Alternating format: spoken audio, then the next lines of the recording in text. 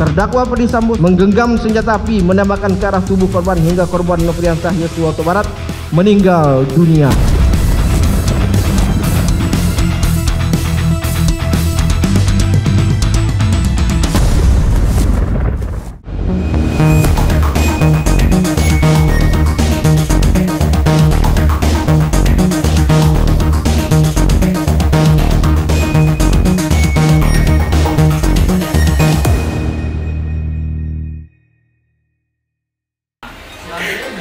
Yang terpukul itu saya, bukannya Putri.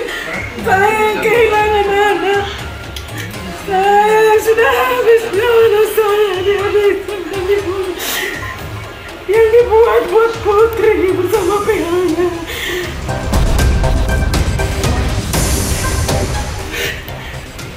Sakit sangat pedih. Kehancuran ini buat kami orang kecil. Buat kami yang ibunya membunuh kami secara tidak langsung. Sudah membunuh anak kami, membunuh kami lagi sebagai orang tua. Dengan tuntutan yang sama 8 tahun untuk yang sudah mengetahui matang-matang persiapan perencanaan pembunuhan ini. Jadi betul-betul tidak adil buat kami. Tangis Rosdi Simanjuntak ibu almarhum Brigadir Yosua pecah setelah mendengar tuntutan JPU terhadap Putri Chandrawati. Pekan ini, kasus pembunuhan berencana Brigadir Yosua Huta Barat memasuki babak baru. Sambo CS menjalani sidang tuntutan dari jaksa penuntut umum. Rabu 18 Januari, Richard Eliezer duduk di kursi pesakitan mendengarkan tuntutan JPU. Saat membacakan tuntutan, jaksa Paris Manalu sempat terdiam dan mengatur nafas. Hingga akhirnya membacakan tuntutan hukuman 12 tahun penjara untuk Eliezer. Terdakwa merupakan eksekutor yang mengakibatkan hilangnya nyawa korban Nofriansah Yosua Huta Barat. Perbuatan terdakwa telah menimbulkan duka mendalam bagi keluarga korban. Akibat perbuatan terdakwa menimbulkan keresahan, kegaduhan yang meluas di masyarakat. Menjatuhkan pidana terhadap terdakwa Richard Eliezer Pudium Lumiu dengan pidana penjara selama 12 tahun dengan perintah agar terdakwa tetap ditahan, dipotong masa penangkapan. Sontak, suasana sidang jadi riuh oleh teriakan pengunjung pasca tuntutan JPU terhadap Eliezer dibacakan. Eliezer pun tak kuasa menahan tangis. Suasana ruang sidang yang semakin tidak kondusif membuat Hakim Wahyu Imam Santoso mengskors sidang beberapa saat. Kepada para pengunjung, mohon untuk tenang.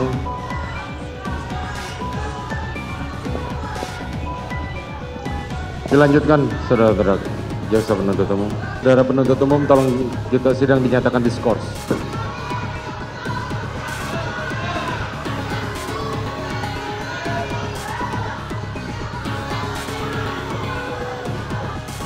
Petugas keamanan, mohon kami bantuan untuk mengeluarkan para pendukung. Tolong dikeluarkan. Pemberian tuntutan 12 tahun penjara menimbulkan kekecewaan. Tak hanya bagi tim kuasa hukum Eliezer, tapi juga pihak lembaga perlindungan saksi dan korban. LPSK menilai tuntutan yang diberikan JPU terlalu berat dan mengesampingkan rekomendasi LPSK terkait status Eliezer sebagai justice kolaborator. Ya, karena menurut kami penghargaan sebagai JC itu kan keringanan hukuman. Nah, salah satu keringanan yang disebut keringanan hukuman adalah pidana yang paling rendah dibanding para terdakwa lainnya. Ini yang kemudian tidak diperhatikan maksud kami seperti itu. Meski berstatus sebagai justice kolaborator yang membongkar pembunuhan Yosua, namun fakta Eliezer sebagai eksekutor penembakan Yosua tak bisa dipatahkan. Menurut mantan Hakim Agung Gayus Lumbun, JPU menilai seorang justice kolaborator bukan berarti terbebas dari hukuman. Ini pandangan-pandangan yang perlu dipahami dan tidak menjadikan harapan yang tinggi di masyarakat. Masyarakat tinggi itu kan karena seolah kalau sudah GC lalu given for granted. Given for granted itu artinya udah GC udah aman, nggak bakal dihukum. Ini yang salah. atau dihukum ringan. Ini salah.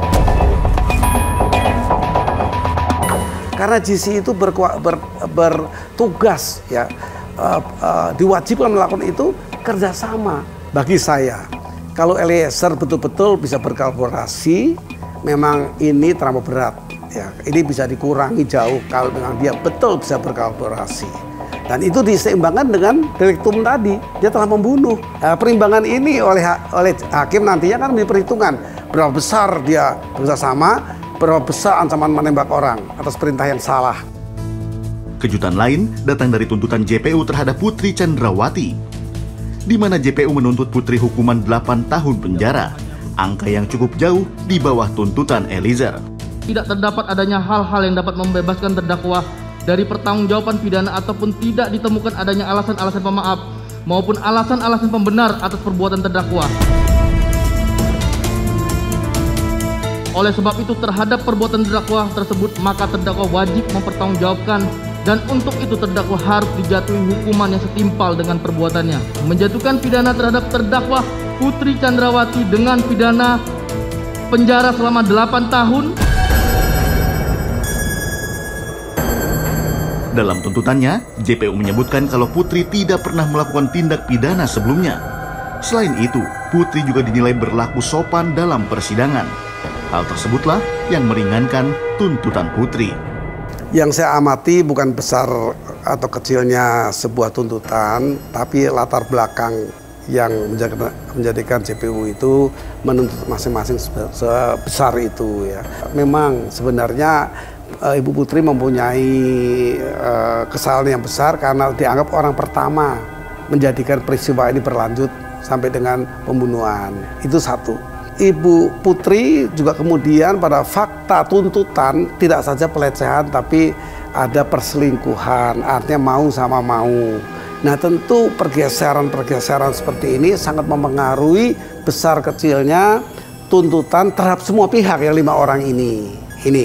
Tetapi negara kita ini tidak menganut satu konsep adanya satu hukuman bersama untuk pidana.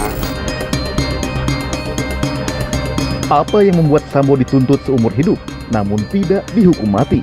Selengkapnya di iNews File sesaat lagi.